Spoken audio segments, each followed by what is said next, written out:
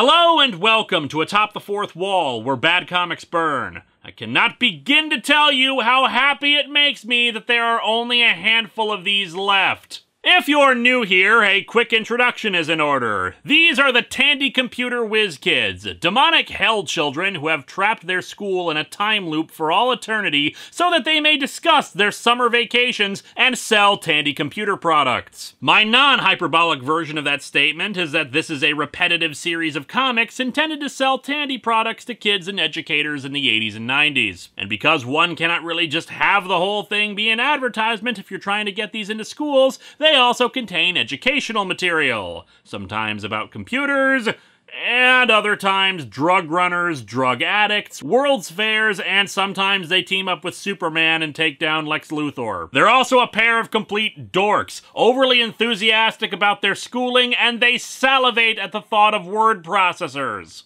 The crossovers with DC characters are technically the better ones. They at least have something approaching a plot, and the kids, sometimes, show a more realistic attitude about school and learning. The worst is probably still the very first one I ever covered, Fit to Win, where the title characters are barely involved in the plot! And look, it's absurd that they would be involved in stopping drug smugglers or whatever, but narratively, if the book is about them, they should have something to do with the story! And with that, let's dig into the Tandy Computer Whiz Kids News by Computer Foils Kidnappers and see if this one will at least be okay. Welcome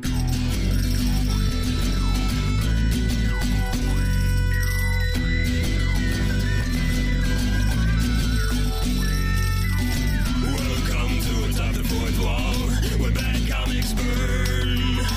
Linkara's gonna teach you all a lesson you won't learn. Brodsky, you're not the smartest. Life out, you're not an artist. Anyone who's had a bad comic published, it could be your turn. Linkara, he's a man, punch, wears a birdie hat. Linkara, he has a magic gun. Where'd he purchase that? Linkara, coins, robots, Amazon and trucks. Linkara, this comic sucks. Linkara.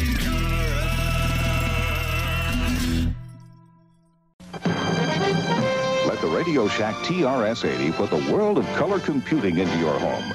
Instant loading program packs turn any color TV into an... Alec and Shanna starring in News by Computer Foils Kidnappers. Dude, spoilers! The cover is alright, but not for the actual content of it. It's pretty minimalistic, rather because of how dynamic it is. The logo is coming across half the page, and the titular kidnapper is leaning their body in the same way. That being said, it does kind of give the impression that it's not a computer that's foiling the kidnapper, but rather a logo being shot at her face that she's barely managing to dodge. I mean, clearly it's the logo doing all the work. We have Detective Shaw just standing there with Alec and Shanna on either side of the kidnapper. Truly, behold this force to be reckoned with. No wonder the computer has to save the day. Unless it's referring to Mr. Computer, in which case I'm pretty sure he's in on it and this is just propaganda. We open at the Coastal City State Fairgrounds, with said state fair currently being set up. A man and a woman are standing around and observing this. This setup is made to order, Vanita. There's gonna be thousands of people here tomorrow. And a lot of them are gonna be little kids! We're gonna make bank on these bootleg Pokemon cards! Yeah, and all the customer wants us to do is grab any one of the kids we choose. This story about human traffickers brought to you by Radio Shack. You ever do a kidnap caper before, Jack? Yeah, but I botched it because the kid must have been told not to talk to strange men. And that prevented you from kidnapping the kid. How? I'm just saying, if you were hired to kidnap a specific child, why is your inability to speak to them the only factor in this? And if it could be any kid, you couldn't find any to randomly talk to you? Anyway, the woman, Vanita, says they're going to be given fake ID badges for fair workers. Besides, most young kids think they can trust an adult wearing a badge. And the lesson is, trust no one, kids. Live in a constant state of paranoia. Yeah, especially a female wearing a badge. Tip for writers, try not to have your character say, a female, as if they were a Ferengi or some emotionless science robot.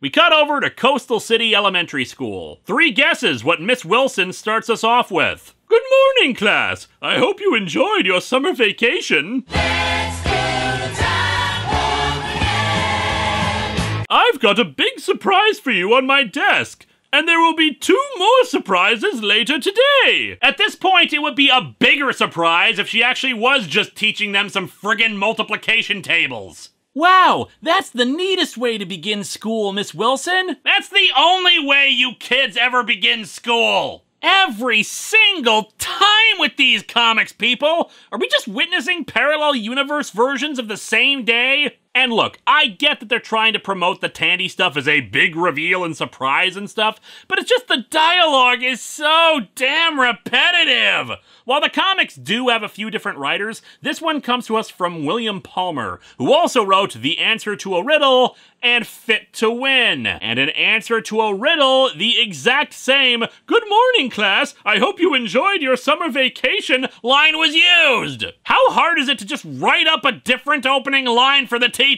It's not like it's the exact same comic every time. We've had different kinds of criminals, different resolutions to the problems, etc. So why is this the thing that they felt needed repeating? You know, movies in a franchise will sometimes have repeated phrases or elements. In Terminator, it's "come with me if you want to live." Star Wars has a few, like "I have a bad feeling about this" and the Wilhelm scream. They become things that you kind of look out for because it's fun. Who at Tandy said to themselves, "Oh man, my favorite part of every Tandy Computer Whiz Kids issue is Miss Wilson saying she has surprises for the kids"? Again, these comics had different writers, and only Mike Pawlowski, the writer of A Deadly Choice, and the remaining 2 I haven't covered yet, recognized, hey, maybe the same bullcrap every single time is kind of boring. I mean, A Deadly Choice still had the summer vacation and surprises crap, and the comic was still garbage, but at least it didn't use the exact same dialogue. It's okay to be stupid in different ways, is what I'm saying. Anywho, as you can imagine, our surprise is a Tandy Color Computer 2, which they've already gotten before. I've already used the time warp joke up.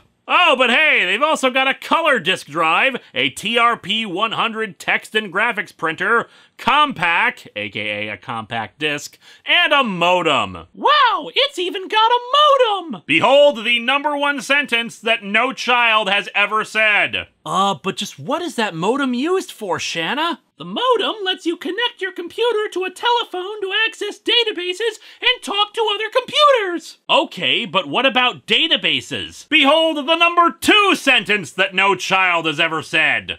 Databases give you information, computers are used to help you learn crap, blah blah blah. To continue our trend of, I could just take these scenes in the school and put them in any of the other comics and it would still make sense, Shanna explains that during summer, she was part of a science club that learned about computers. Well, we did things like running a newspaper route, washing cars, and mowing lawns to earn money to buy a color computer and a science fair 201 electronic project kit to help us learn about electronic circuits and magnetism. Ah, the bygone days when kids would save up money from paper routes and mowing lawns to build a Hackintosh.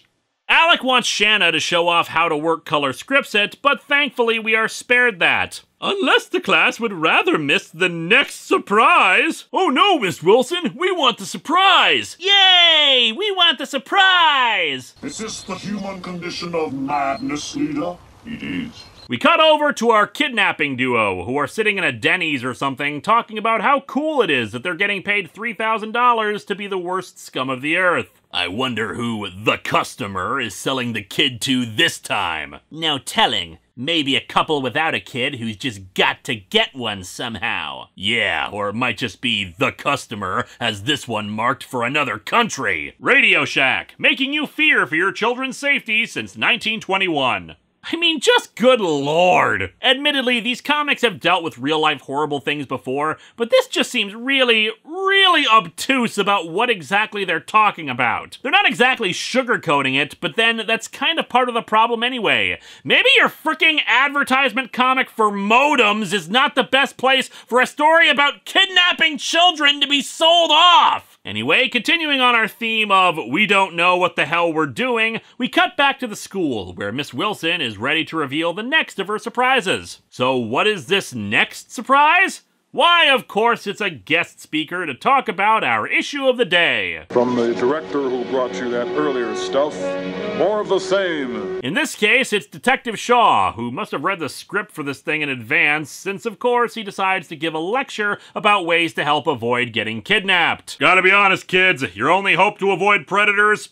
Tandy color disk drives. No, of course, it's just good general advice. Knowing how to get in touch with your parents if you're home alone, not letting strangers in, don't believe someone claiming to know your parents, never take candy or gifts from strangers, etc. There's something else I'd like to touch on. Running away from home. Never talk to strangers while you're doing it. I could get into the lack of nuance with these kind of general lessons and how there are always exceptions, but whatever. It's a dumb comic meant for children, and these kind of things are dangerous situations.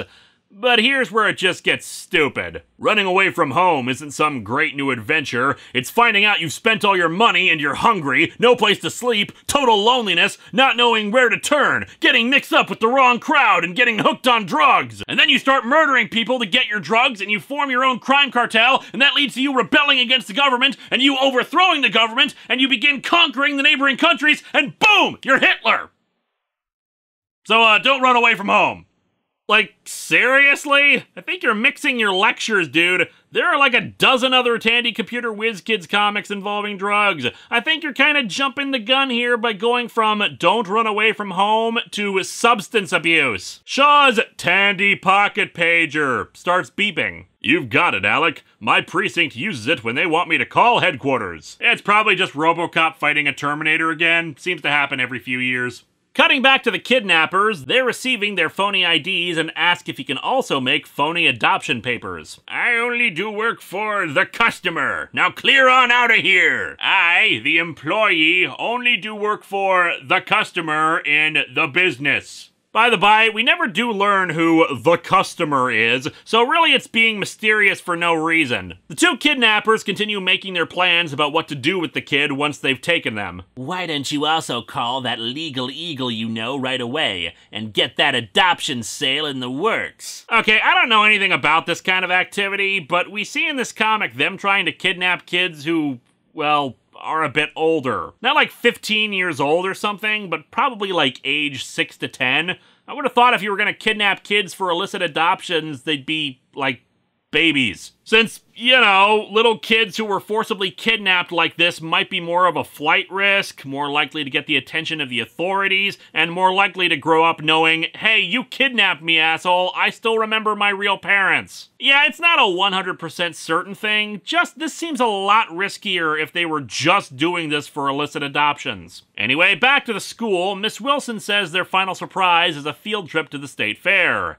Although, unlike other comics, they do have a day and a half before they go on the field trip, probably because in the real world you need permission slips, and it would be kind of awkward doing this without permission slips in a comic about kidnapping children. Oh, but don't think we're going to let the kids get away without some form of forced labor on them, as Miss Wilson has volunteered Alec and Shanna to set up an exhibit on their two Tandy computers in the science building. Miss Wilson, does this school make the damn things? Shouldn't the actual Tandy Corporation be responsible for that?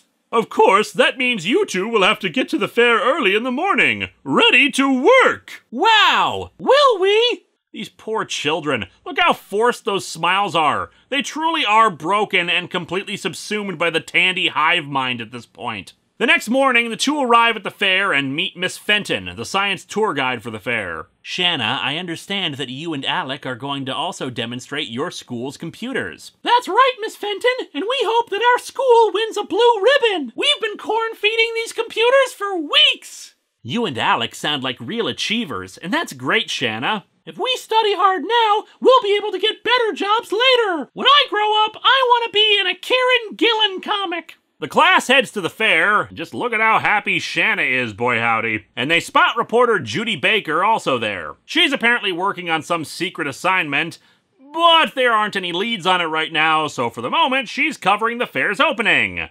Although I should probably point out that by this comic's timeline, the fair opened the day before, so yeah, I think you're a little late for that. Anyway, it turns out Miss Fenton is also the president of the United Industrial Electronic Company, or YUCK for short. Gotta love how the owner of a major company has time to play tour guide to a bunch of 6th graders. Miss Wilson tells me you are already familiar with computers, but how many of you realize just how common computer use has become in this day and age? Without knowing it, we use computers every day. They secretly control our lives, kids. Surrender yourself unto our machine overlords. So, yet again, the history of computers is laid out for us, and I so do not care. Instead, let's skip over to Shanna showing off the school's exhibit. First, Alec will show you how to set up a T-1000. Oh, neat. So this does have the Whiz Kids fighting the Terminator. Think I'll run down to the vending machine in the lobby and pick up a drink while Alec talks. Better get comfy with something to drink. This is gonna take forever. So while Alec gives his demonstration, Shanna spots the 2 kidnappers in the area near the vending machine. That man!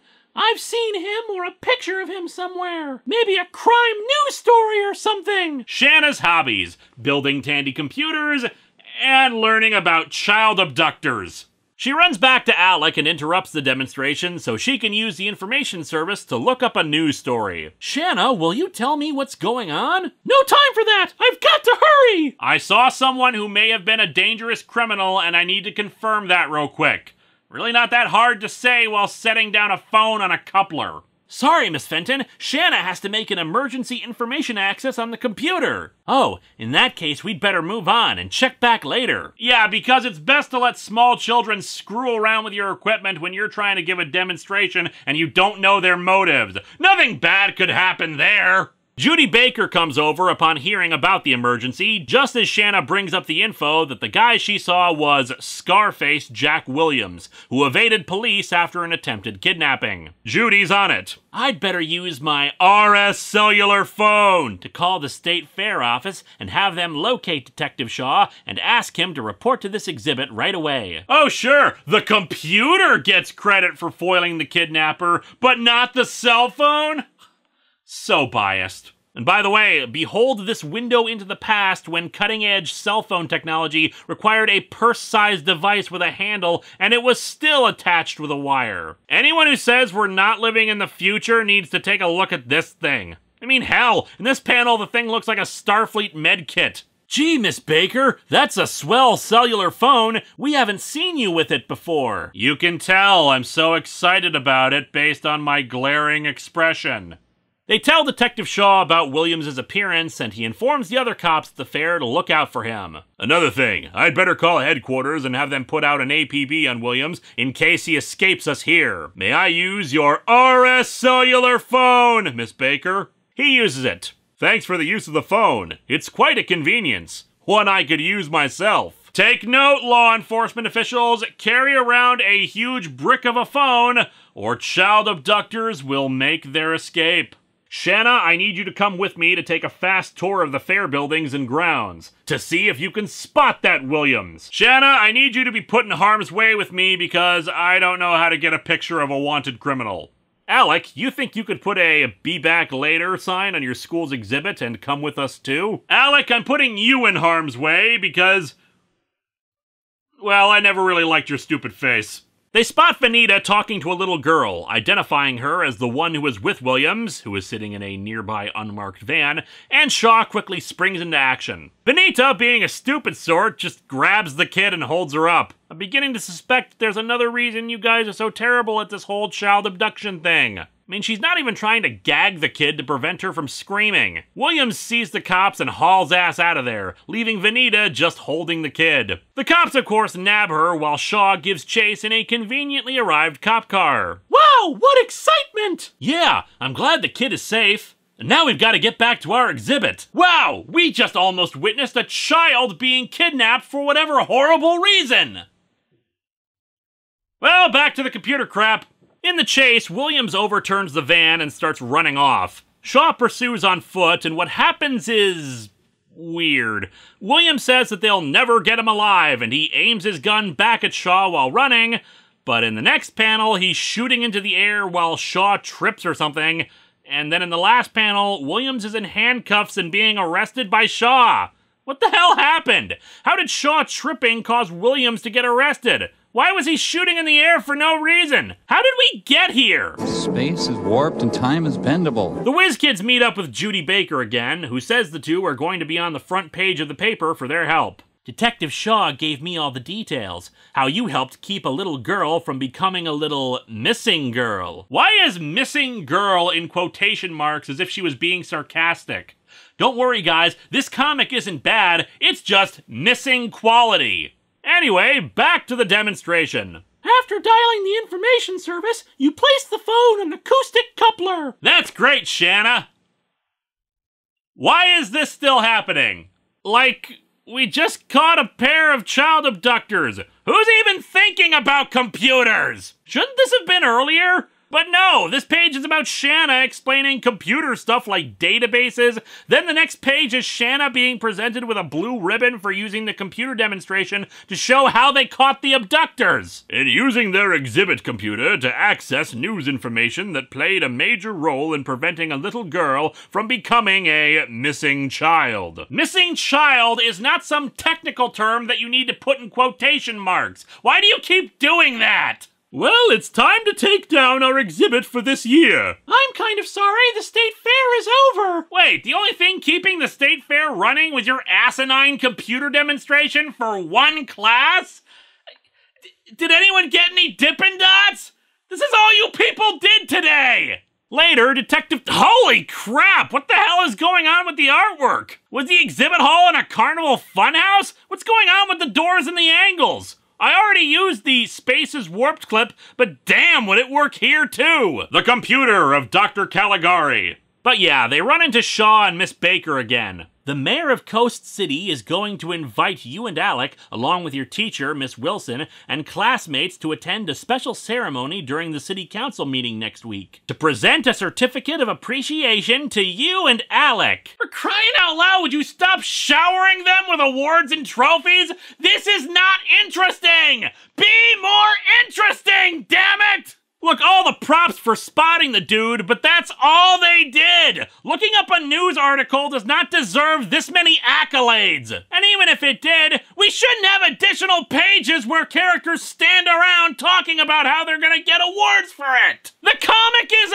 over! Just end! Oh, but we've still got 2 more pages talking about how super duper incredible maxi extreme ultra special these 2 morons are. Hell, Alec didn't even do anything this time, but he's getting equal credit. Anyway, yeah, the other kids heap praise on them, and then the principal shows up. First, I want to congratulate your class, Miss Wilson, and especially Shanna and Alec for the excellent showing of the school's computer exhibit at the state fair this year. Several members of the school board were so impressed, they are authorizing a subscription to an information service for our library computer section to make an electronic encyclopedia available to students. That's it.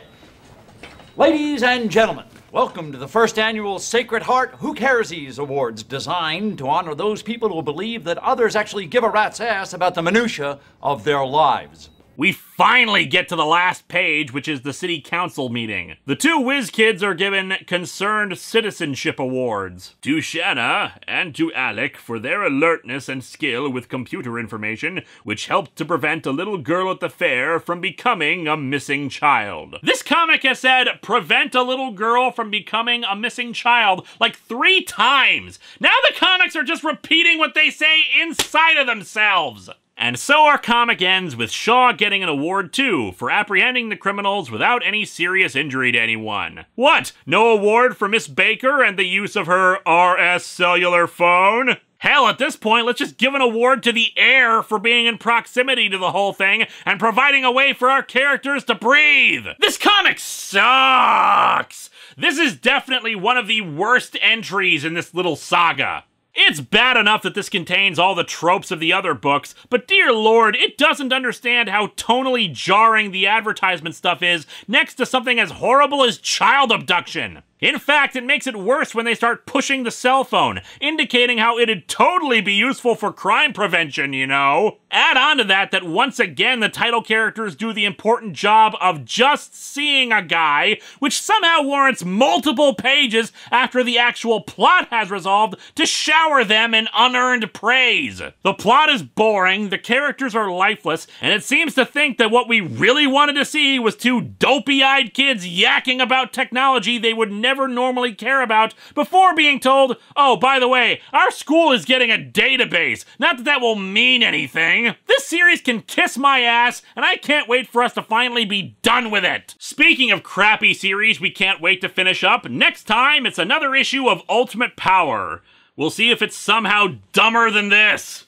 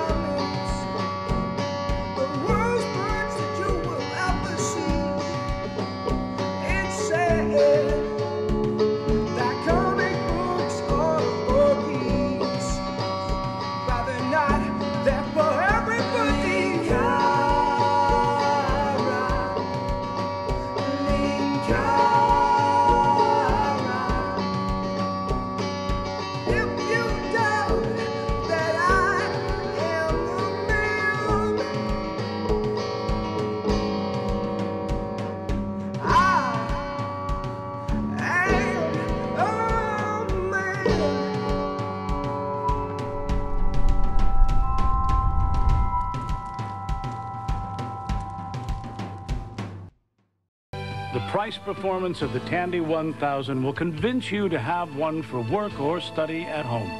Tandy Computers, in business, for business. Only at Radio Shack.